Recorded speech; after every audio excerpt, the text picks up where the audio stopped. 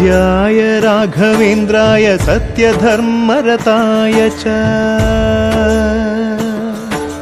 भजतां कल्पवृक्षाय नमतां कामधेनवे ಧರ್ಮದ ದೀಪ ಹಚ್ಚುವ ಶಾಂತಿಯ ಬೆಳಕ ಚೆಲ್ಲುವ ಜ್ಞಾನದ ದೀಪ ಹಚ್ಚುವ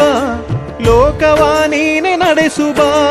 ತುಂಗೆಯ ತೀರದ ಯತಿವರ ನಿನ್ನದೆ ಸ್ಮರಣೆ